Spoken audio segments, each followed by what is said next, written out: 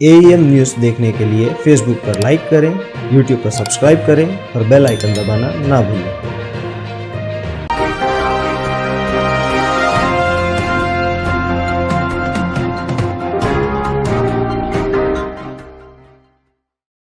नमस्कार। पिछले कई दिनों से हमने मुंबई शहर के अंदर एक मंत्री जो ड्रामेबाजी कर रहे हैं, कुछ अपने ऐबों को छुपाने के लिए, अपनी घर की बातें दबाने के लिए, ये तो हम देख ही रहे थे। लेकिन चोर पुलिस हमने देखा था, चोर पुलिस हमने बचपन में सुना था, लेकिन पुलिस आज पहली बार देख रहे हैं। कहीं ना कहीं महाराष्ट्र की सरकार बौखला गई है। समझ में नहीं आ रहा है कि किसकी मदद करे, किसका साथ दे और क्या करे। अल्पसंख्यक मंत्री जो भ्रष्टाचार पे भ्रष्टाचार करते जा रहे हैं। अभी एक डिप्टी कलेक्टर अरेस्ट हुए, उन पे एक गंभीर इल्जाम लगा कि उन्होंने वक्फ बोर्ड की जमीन बेच दी। किसके कहने पर? अल्पसंख्यक मंत्री के कहने पर। अल्पसंख्यक मंत्री की जिम्मेदारी होती है, सीईओ की जिम्मेदारी होती है, डिप्टी सीईओ की जिम्मेदारी होती है। इनकी जिम्मेदारी है कि मुसलमानों की जगहों को प्रोटेक्ट करे, बचाए, उनको किस तरीके से न्याय दे। डिप्टी कलेक्टर अरेस्ट हुए। मेरी सरकार से मांग है, महाराष्ट्र के मुख्यमंत्री से मांग है कि इसकी इंक्वायरी लगा जाए, तो जरूर उसके अंदर ये फर्जीवाड़ा बोलने वाला मंत्री, ये फर्जीवाड़ा खुद निकलेगा, क्योंकि इसका जीवन कसाईवाड़े में गया हुआ है। मैं इतना ही कहूंगा कि जब समीर वानखेड़े के ऊपर कुछ नाइजीरियन लोगों ने जानलेवा हमला करने की कोशिश की थी, तब मलिक साहब कहां थे? तब ये सरकार कहां थी? तब इनको सुरक्षा क्यों नहीं दी? जब हमारे बच्चे, मुसलमान बच्चे मुंबई शहर के अंदर, इस महाराष्ट्र के अंदर ड्रग्स का शिकार हो रहे थे, स्टूडेंट हमारे ड्रग्स का शिकार हो रहे थे, और ये ड्रग्स माफिया को पकड़ने के लिए हमारे कई उलमा रास्ते पे उतरे, दरगाह पे उतरे, हजरत मोइन मियां जैसे लोग उतरे और उसको रोकने का काम किया। उसके अंदर सबसे अहम रोल, अगर इनको रोकने का काम किया तो समीर वानखेड़े जी ने किया। तब क्यों सरकार चुप रही? तब क्यों नवाब मलिक चुप रहे?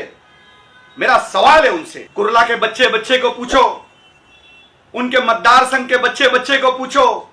मैं उनसे कहना चाहूंगा कि साहब, बहुत सारे लोगों का दुख है, महाराष्ट्र के अंदर बहुत सारे मुसलमानों का भी दुख है, बहुत सारे मुस्लिम बच्चे बेकसूर जेल में अंदर हैं, उनके बारे में तो कभी आप नहीं बोलते। शाहरुख खान का बच्चा जब पकड़ा गया तो आपको दर्द हुआ। आपको शाहरुख खान के बच्चे का दर्द नहीं, आपके दामाद का दर्द है। आपके दामाद का दर्द आपको हुआ, और वो बदला आप एक अधिकारी के साथ निकालने के लिए सरकार का दुरुपयोग कर रहे हैं और कह रहे हैं कि मुसलमानों के साथ अत्याचार हो रहा है। शाहरुख खान का बेटा मुसलमान है, वो खान है, इसीलिए उसको अंदर डाला जा रहा है। मैं महाराष्ट्र के मुसलमानों से पूछना चाहूंगा, देश के मुसलमानों से पूछना चाहूंगा कि शाहरुख खान का बेटा क्या इज्तिमा में गया था या किसी दरगाह पे गया था? वो ऐसी पार्टी में जब गया तो ऐसी पार्टी में ऐसी सब चीजें होती है, तो अपने मां बाप ने अपने बच्चों को कंट्रोल में रखना नहीं चाहिए। जब पकड़ा गया तो मुसलमान का बच्चा अय्याशी कर रहा, तो शाहरुख खान का बच्चा। कहीं ना कहीं यह भी मुसलमानों को सोचना पड़ेगा। यह सोचने वाली बात है।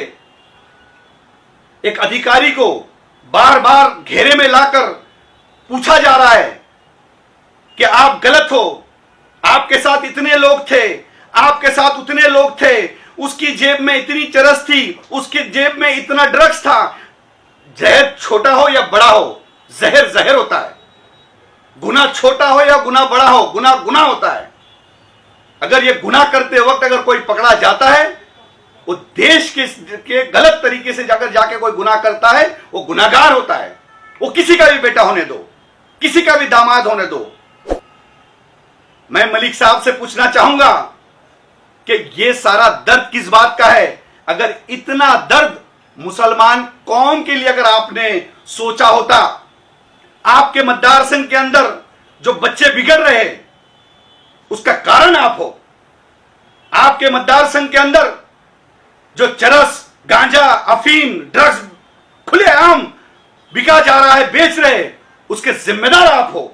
आप जहां जहां जाओगे वहां वहां इस तरीके का प्रकार होगा, वहां वहां इस तरीके की चीजें बढ़ेगी। ये मैं दावे के साथ कह रहा हूं कि जिस आप कुरला में थे, जैसा फर्जीवाड़ा कहते, तो कुरला के कसाईवाड़े के एक एक बच्चे को पूछो कि नवाब मलिक कितना बड़ा फर्जीवाड़ा है, इसने क्या क्या किया है। कब्रिस्तान तक के नहीं छोड़ी। भंगार का तो छोड़ी दो, सरकार का पूरा पूरा ध्यान है, केंद्र सरकार का पूरा पूरा ध्यान है, हर एजेंसी का पूरा पूरा आपके ऊपर ध्यान है।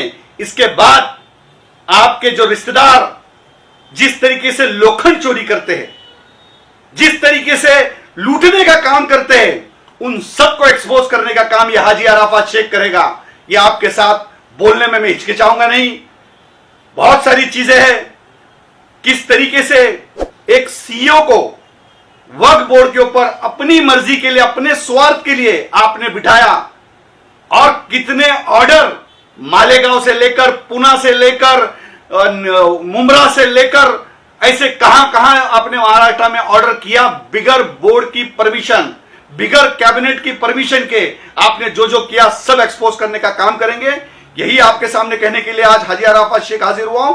कई दिनों से देख रहा हूं कि कुछ लोग अपने स्वार्थ के लिए, अपना गुस्सा उतारने के लिए एक अधिकारी के पीछे बार बार कह रहे हैं कि समीर वानखेड़े गलत तरीके से उसने फर्जीवाड़ा किया है। मैं आपसे कहूंगा कि पूरा अल्पसंख्यक समाज का फर्जीवाड़ा, अपने पूरा अल्पसंख्यक समाज का जितना भी वक्फ बोर्ड का प्रॉपर्टी का फर्जीवाड़ा आपने किया है, वो सारे लोग आपको बदवा देंगे, पूरी मुसलमान कौम आपको बदवा देगी। ये आपके सामने कहूंगा। एक अधिकारी अगर अच्छा काम करता है तो तुम उसको रोकने का काम करते हो। मुझे ये समझ में नहीं आता, तुम अधिकारी से चिढ़े हुए हैं या माफियाओं के साथ हो। मैं शरद पवार जी से विनती करूंगा कि इनको अल्पसंख्यक मंत्री के पद से हटाकर फिल्मी दुनिया का मंत्री बना दो, ताकि फिल्मी दुनिया के अंदर जितनी इनको फिक्र फिल्मी दुनिया की हो रही है, अल्पसंख्यक समाज की इनको फिक्र नहीं है, मुसलमानों की इनको फिक्र नहीं है, बौद्ध समाज की इनको फिक्र नहीं है, क्रिश्चियन समाज की इनको फिक्र नहीं है, सिख समाज की इनको फिक्र नहीं है। इनको तो सिर्फ फिक्र है अपने दामाद की, अपने रिश्तेदारों की। इस फिक्र के नाते एक अधिकारियों को बार बार टारगेट करने का काम किया जा रहा है। आज तो सरकार ने तो हद कर दी कि एक अधिकारी के पीछे, एक जोनल डायरेक्टर समीर वानखेड़े के पीछे पुलिस का पहरा लगा दिया। ये इससे बड़ी शर्म की बात कुछ हो नहीं सकती। मैं ऐसे मंत्रियों को कहूंगा कि ऐसे मंत्रियों का निषेध होना चाहिए। पूरे महाराष्ट्र भर जितने उलमा, जितने अल्पसंख्यक समाज के जो लोग हैं, नवाब मलिक का विरोध करना चाहिए। और जो चरस, गांजा, अफीम और ड्रग्स बेचने वाले को मदद करने वाले मंत्री को सरकार के बाहर हकाल पट्टी होनी चाहिए। ये मैं अल्पसंख्यक समाज के तरफ से, मैं खटीक समाज की तरफ से ये हाजी अराफात शेख आपके सामने मांग रखता है। जय हिंद, जय महाराष्ट्र, खुदा हाफिज।